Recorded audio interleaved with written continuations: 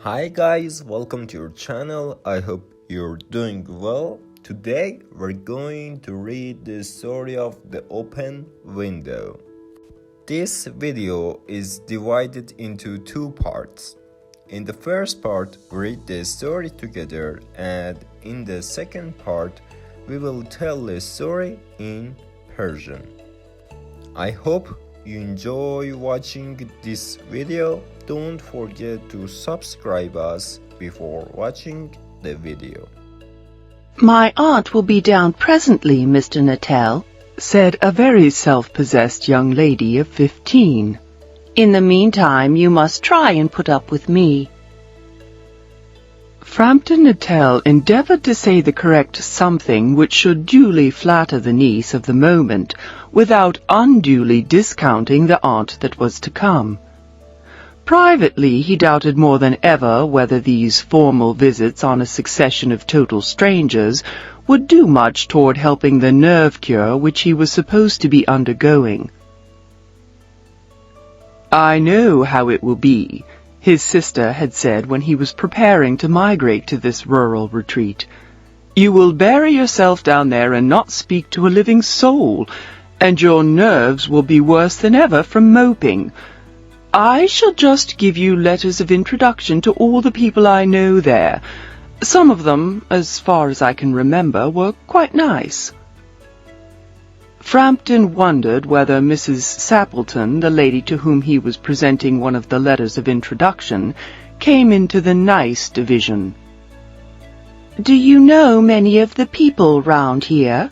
asked the niece when she judged that they had had sufficient silent communion. "Hardly a soul," said Frampton. "My sister was staying here at the rectory, you know, some 4 years ago, and she gave me letters of introduction to some of the people here." He made the last statement in a tone of distinct regret. "Then you know practically nothing about my aunt?" pursued the self-possessed young lady. "Only her name and address," admitted the caller. He was wondering whether Mrs. Sappleton was in the married or widowed state. An undefinable something about the room seemed to suggest masculine habitation. "Her great tragedy happened just 3 years ago," said the child. "That would be since your sister's time." "Her tragedy?" asked Frampton. Somehow in this restful country spot tragedies seemed out of place. "You may wonder why we keep that window wide open on an October afternoon," said the niece, indicating a large French window that opened onto a lawn. "It is quite warm for the time of year," said Frampton. "But has that window got anything to do with the tragedy?" "Out through that window, 3 years ago to a day, her husband and her 2 young brothers went off for their day's shooting. They never came back. In crossing the moor to their favourite snipe shooting ground, they were all 3 engulfed in a treacherous piece of bog. It had been that dreadful wet summer, you know, and places that were safe in other years gave way suddenly without warning. Their bodies were never recovered. That was the dreadful part of it." Here the child's voice lost its self-possessed note and became falteringly human. "Poor aunt always thinks that they will come back some day. They and the little brown spaniel that was lost with them, and walk in at that window just as they used to do. That is why the window is kept open every evening till it is quite dusk. Poor dear aunt! She has often told me how they went out, her husband with his white waterproof coat over his arm, and Ronnie, her youngest brother, singing, 'Bertie, why do you bound?' as he always did to tease her, because she said it got on her nerves. Do you know, sometimes on still, quiet evenings like this, I almost get a creepy feeling that they will all walk in through that window." She broke off with a little shudder. It was a relief to Frampton when the aunt bustled into the room with a whirl of apologies for being late in making her appearance. I hope Vera has been amusing you, she said. She has been very interesting, said Frampton. I hope you don't mind the open window, said Mrs. Sappleton briskly. My husband and brothers will be home directly from shooting, and they always come in this way.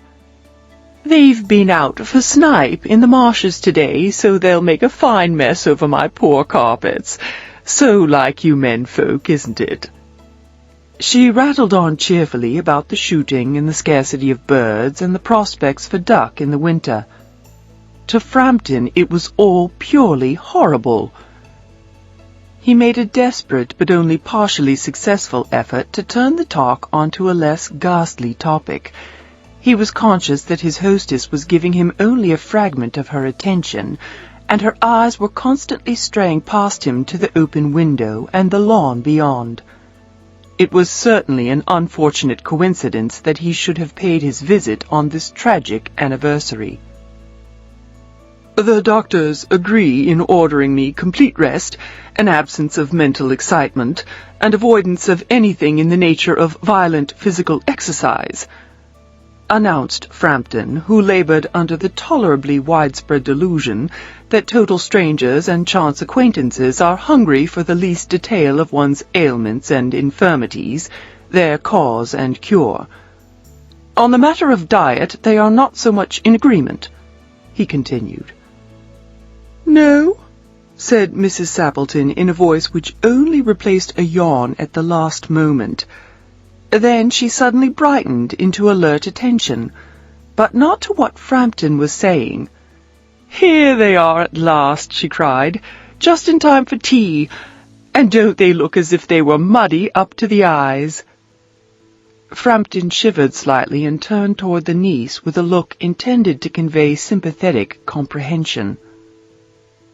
The child was staring out through the open window with a dazed horror in her eyes.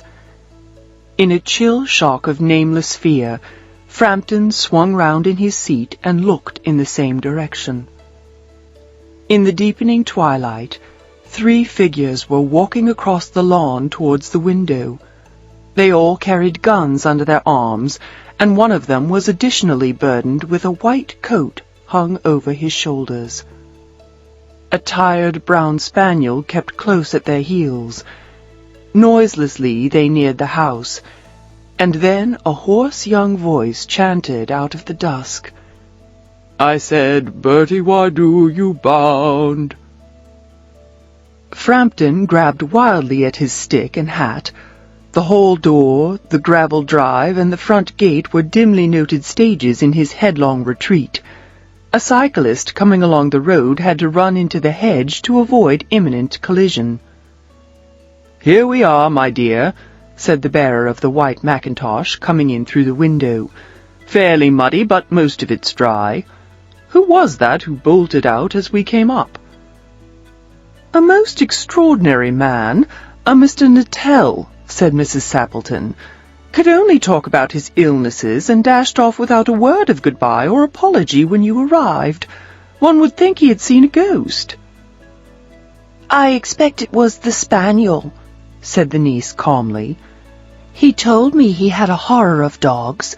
He was once hunted into a cemetery somewhere on the banks of the Ganges by a pack of pariah dogs, and had to spend the night in a newly dug grave, with the creatures snarling and grinning and foaming just above him, enough to make anyone lose their nerve. Romance at short notice was her speciality.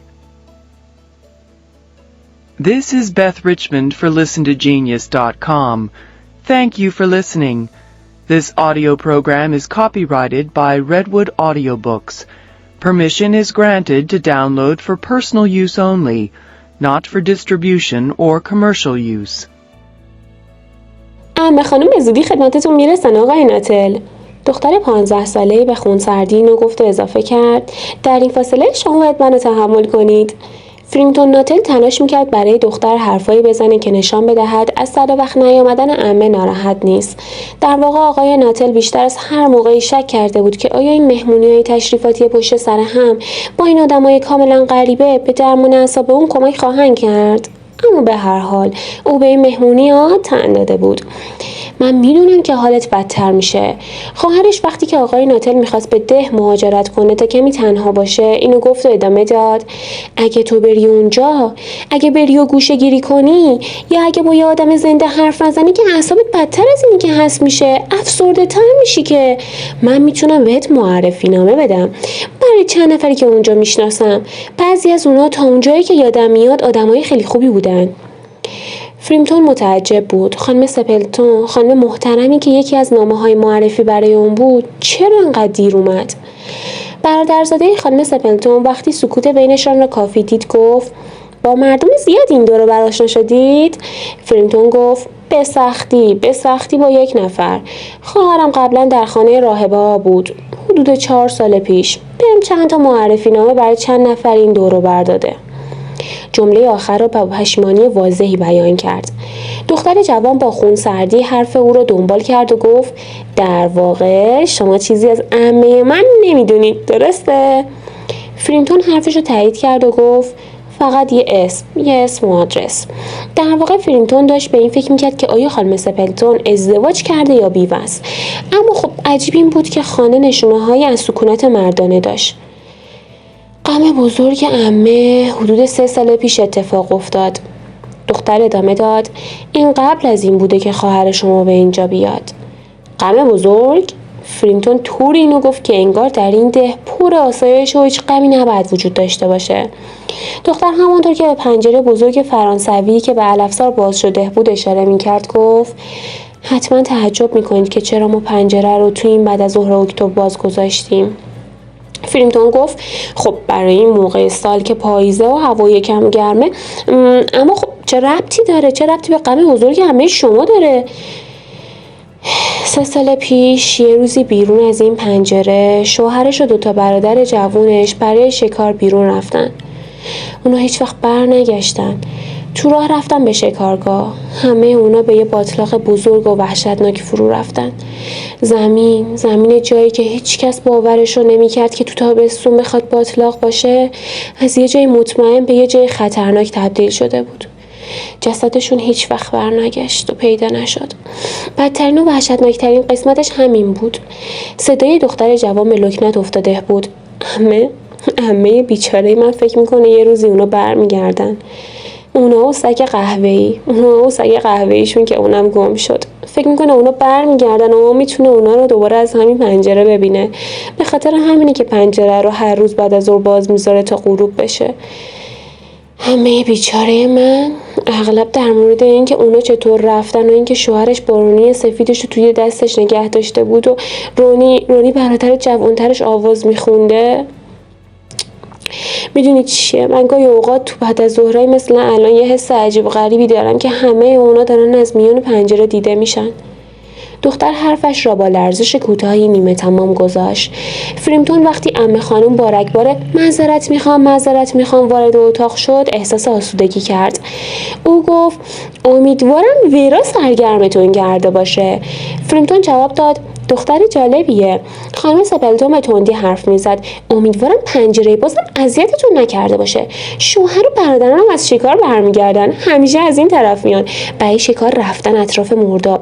وقتی که برگردن حتما فرشای منو پر گل و کثافت میکنن. مردا رو که میشناسیدش، مگه نه؟ او با خوشحالی در مورد شکار و کمبود پرندگان و اینکه اردک‌ها در زمستان چند تا خواهند بود وراجی می‌کرد. برای فریمتون همه اینا به طرز ناگواری ترسناک بود. او برای عوض کردن بحث به صحبتی که کمتر ناگوار باشد موفق شد تلاش نامیدانه‌ای بکند. او توجه زن میزبانش را جلب کرد، اما چشمان زن مدام روی پنجره و علفزار پشت آن نگاه می‌کرد و توجه کمی به فریمتون می‌کرد. این مطمئنا برای فریمتون مایه تأسف بود، چرا که اون باید پول این دیدار رو پرداخت میکرد و اینگونه پولش را دور میریخت.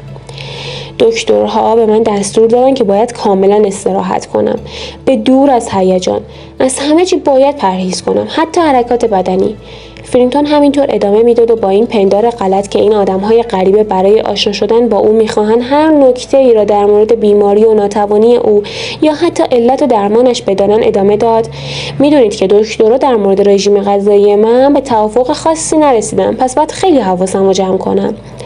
خانم سپلتون با صدای کسلی که بعد از یک خمیازه بود گفت تفاهم نداشتن؟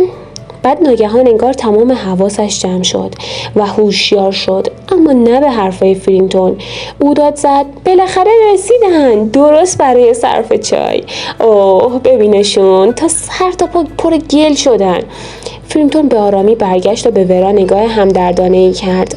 دختر با چشمانی پر از وحشت به پنجره باز زل زده بود. فرینگتون ناامیدانه و با ترسی غریب در صندلیاش برگشت و به مسیر نگاه آن دو خیره شد. در میان تاریک روشن غروب 3 شخص دیده می شدند که از طرف مرغزا به سمت پنجره می آمدند. همه آنها اسلحه حمل می کردند و یکی از آنها بارانی سفید پوشیده بود. سگ قهوه‌ای رنگ هم با خستگی کنار پای مردها راه می آمد. آنها بی صدا به خانه نزدیک می شدند تا اینکه صدای جوانی با آهنگ صدا داد می زد برتی، بهت میگم برای چی بالا و پایین می پری؟ چرا بالا و پایین می کنی؟ فرینگتون به تندی به عصا و کلاهش چنگ زد. از میان حال و از در خانه و سنگفرش جلوی خانه به سرعت گذشت. او طوری سری میرفت که نزدیک بود به یک دوچرخه سوار برخورد کند. مردی که اسلحه حمله میکرد از میان پنجره گفت عزیزم ما رسیدیم، کمی گلی شدیم ولی بیشترش دیگه خوش شده. راستی اون مردی که مثل تیر از خونه زد بیرون کی بود؟ خانم سپلتون جواب داد یه مرد عجیب غریب به اسم آقای ناتل که فقط بلد بود در مورد بیماریش حرف بزنه و بدون معذرت خواهی و خدافظی گذاشت رفت. انگار روح دنبالش کرده. ورا با خونسردی گفت فکر کنم به خاطر سگمون بود. اون بر من تعریف کرد یه زمانی تو هند بود و توی قبرستون یه گله سگ وحشی بهش حمله کردن. اونم مجبور میشه بره توی یه قبر که تازه کنده شده بود و شب اون تو سر کنه، در حالی که اون سگای وحشی بالا سرش پارس میکردن و زوزه میکشیدن و دندوناشون رو تیز میکردن و به هم نشون میدادن. خب اینا برای دیوونه شدن یه آدم کافیه دیگه، مگه نه عمه جون؟ استعداد ورا قصه سر هم کردن بود. I hope you enjoyed watching this story. Don't forget to support us by subscribing. And if you liked this story, watch our other stories as well. Goodbye for now.